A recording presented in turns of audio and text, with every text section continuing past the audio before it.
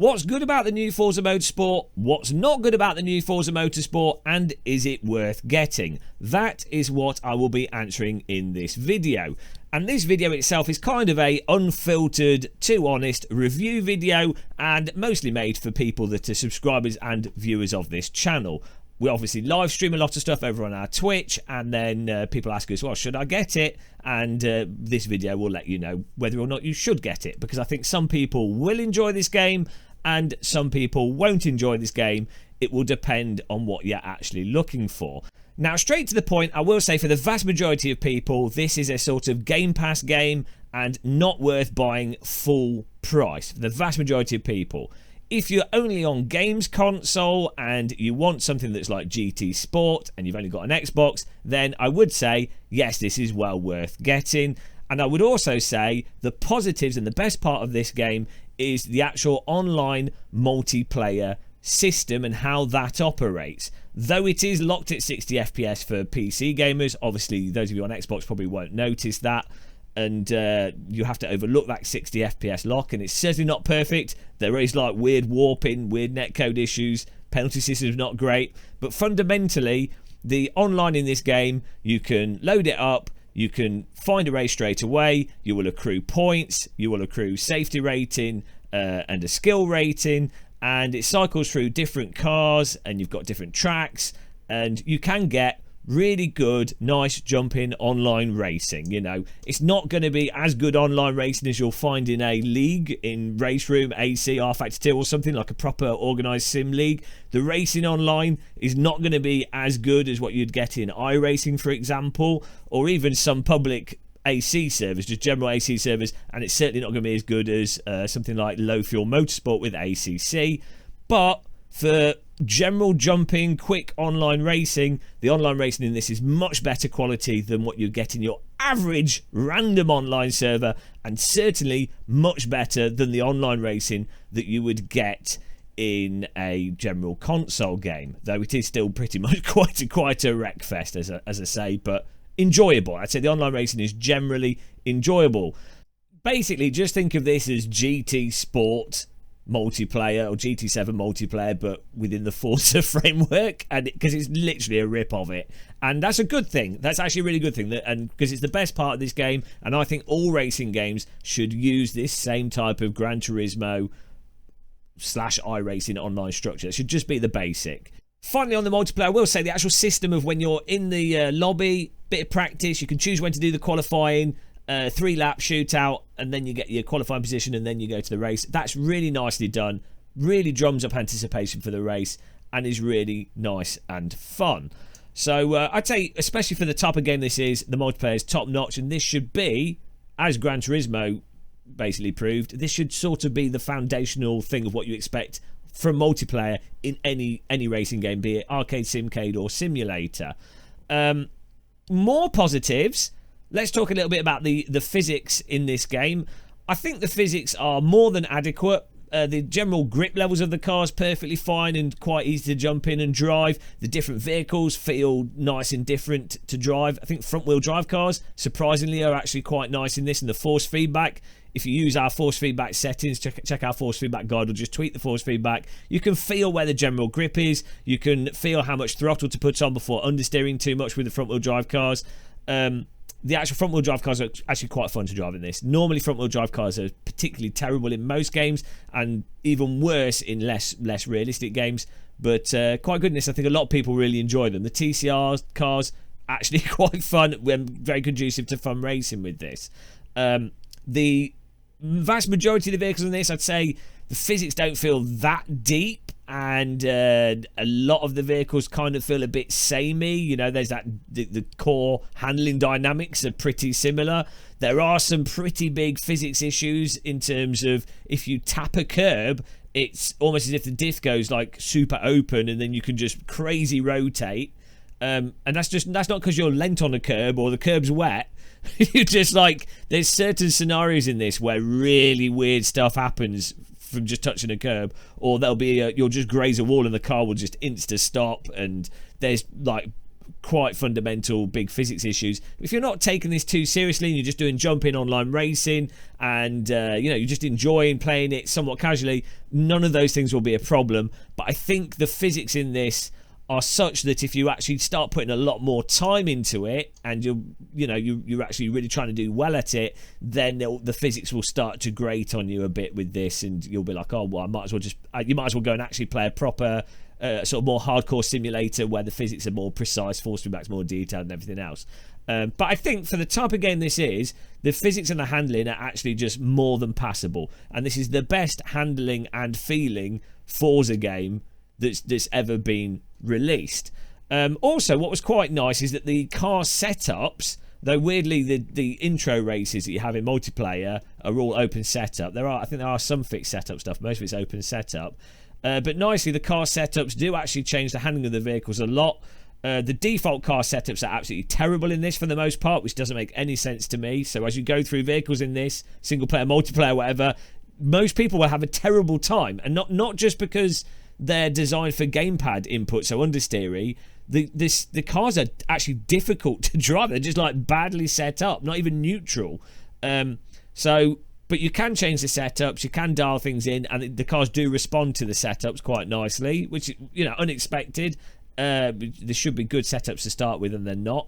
It's just weird that they're not. But, so that's nice that you can mess around with things, and then you get a bit of enjoyment of doing the sort of getting the car upgrades and tweaking them a bit. And as I say, some of it feels a little bit superfluous, and I personally wouldn't get too deep into it, but I think a lot of people could get a lot of time out of just messing around with the cars, tweaking them and seeing what happens, especially if you're not really a hardcore sim racer and you just like to mess around with things. I'm sure some people will take this super duper serious, but yeah, that's up to them. So the physics are what I would describe as generally passable, and quite good for this type of game, but compared to Race Room, R Factor 2, especially AC, the physics are just nowhere near in the same ballpark as AC, where AC is literally like driving a real car. This is some kind of another weird approximation of driving cars.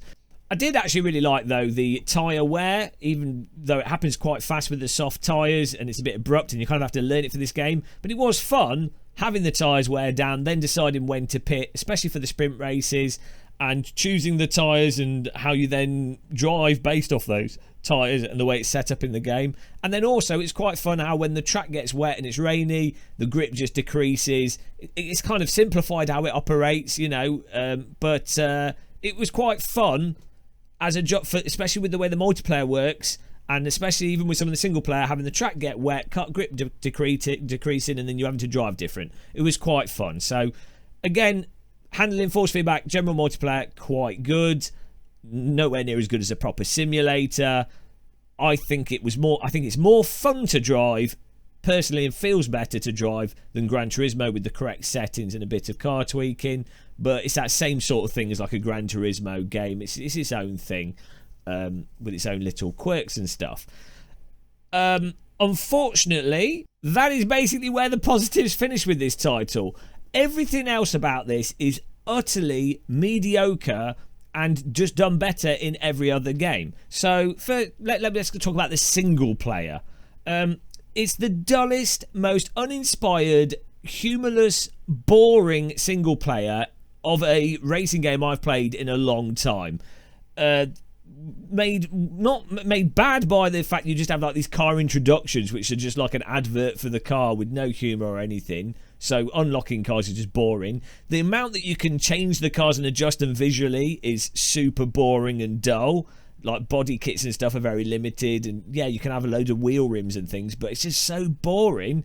And then the tweaks and the options, okay, you can tweak the performance a bit, which is quite nice with the different cars, but it's so like just presented in such a miserable way.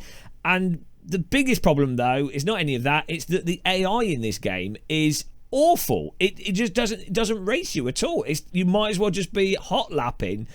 Every race I've done with the AI on the harder settings, you basically either will just pass AI straight away because they're much slower than you, they don't defend you, they don't contest you, they don't do anything, or the AI is just so much faster than you and they just drive off. There's also occasionally AI that just crash themselves in weird ways, not in a realistic, oh, they've made a mistake and they've crashed in an interesting way, more in the AI's bugged out kind of way. That happens every now and again. Yeah, it's just boring. It's like, I would say the AI in this is actually worse somehow than Gran Turismo AI, and it's worse than older Forza game AI, where, granted, I'm not a big fan of rubber banding and cheating AI, but it's better to have AI that actually contests you and fights you a bit and challenges you than AI that's either just too fast and drives away or too slow and doesn't do anything. AI is much better in driving sims that have bad AI. AC1 has generally better AI than this. Race Room, better AI. R Factor 2, better AI. iRacing, which actually does have good AI, probably some of the best AI out of any driving game at the moment. Obviously much better than this. But this is largely a single player game, or should be, you would think, for a Forza title, and there is nothing really compelling about playing through the single player. It is just really dull to drive through. I mean, no joke, if you want to play through a single player racing game and have a bit of challenge, especially on console, the F1 23 is much better, just on another level, more fun to actually race or be in a context of a race and go through a single player, which is bizarre because Forza titles were typically the type of game where you'd want to go through single player. You want to unlock cars. You want to see some humorous introductions. They did this in older Forza games, so it's so weird that this is such a regression and feels like a soulless mobile corporate advert for different cars. It's absolutely terrible. So single player, just embarrassingly awful, I think. And then we move on to graphics. Now, before we talk about the overall general graphics, this also plays into the single player a bit as well, but the actual tracks and the quality of the tracks, they don't look awful, they're passable, but the tracks feel like they're ported from older Forza games. They don't feel like, oh, it's the next generation, really great high quality laser scan tracks. They just feel a little bit lackluster. The general overall visuals and the amount of objects on them is quite nice, but the road surface and the general fidelity feels really low, and then the quality of the tracks really seems to vary from track to track, with some tracks looking more detailed and more polished than others that feel more, as I say, like direct ports. When you contrast this with Gran Turismo, and I'm going to keep comparing it because I think this is sort of the Xbox Gran Turismo, if you will. The fictional tracks in Gran Turismo look gorgeous, drive amazing, totally novel, really high fidelity, really consistent, feels very cohesive. And I'm not a big fan of Gran Turismo, so I'm not saying that as a fanboy. Whereas the tracks in this just feel a bit, the art style feels disconnected from track to track. The texturing and stuff, and the polygon detail at the edges of the track, and all the little bits that make something look super nice and sharp are kind of lacking in this, which is really weird from all the promotional material where they were like, we're so proud of the graphics and all the stuff we've done. It's like, well, it doesn't actually come across in the final game. And especially I don't get that AAA exciting new game feeling from the track qualities in this, which then makes the single player just feel a bit dull as well. It's not that exciting to go to the tracks, though I do think the different lighting and the weather at the different tracks is quite nice. The fog effects are quite nice. There are some nice atmospheric effects and nice reflection effects, so there are some nice parts to the graphics and the track details, but the overall end result comes across pretty lackluster. Load up AMS2, for example, and it just looks so much better, so much sharper, so much crisper. Or even Project Cars 2, like games that are years old, just look so much better than this when you actually drive and play them. So onto the actual graphics. As I say, many aspects of the graphics are quite nice. Like at times there's some cutscenes or certain views. Some of the cars can look really nice. Some of the lighting can look really nice. The shadows and things, the reflections can look really nice. That's fine, but then you have like these really weird performance issues where you can set it up on low settings and you'll still get weird stutter even when your frame rate's quite high. The frame rate in this goes up and down all over the place. even if you mess around with the settings quite a lot. And I've been playing this on a 3080 Ti. I'm using an LG OLED C1 4K monitor with variable refresh rate, 3080 Ti. I can't remember what processor I've got. Well, it's one of those nice AMD 3D chips. So I'm using a pretty high-end system, and this game it's not that it's a low frame rate, it's that it's super inconsistent with weird stutters occurring at random, and it not even on lower settings being able to always even hit 60 hertz VSync, let alone 100 or 100 plus frame FPS with VSync or variable refresh rate, which is what I typically would run. It just doesn't run. It doesn't perform well, which is really surprising because older Forza games actually ran really, really efficiently and looked great, even on lower end systems. Like Forza Horizon 4, for example, looks and runs absolutely incredible. Like Forza Horizon 4 blows this away when you play that on a 4K monitor. And there's a lot more going on in Forza Horizon, at least visually, than with this. So, like when it's working fine and when it's smooth, it can look quite nice graphically, but the performance is all over the place and the settings don't seem to really directly affect things in a predictable way. They also, as a new game, this doesn't have DLSS 3 and like frame regeneration and some of the nicer technologies. It does have DLSS and FSR, but it just doesn't take advantage of like the latest stuff that you'd want it to take advantage of as a new AAA title by Microsoft, who would have it on their console. And they make Windows, so you'd expect this to be sort of like their prestigious, wow, this is what you can do on Windows, and this is what we've produced a great looking driving game, which is what Forza Horizon 4 kind of does, to be honest. But they just, with this title, it's just not the case. So yeah, I would really caution those of you with slower systems.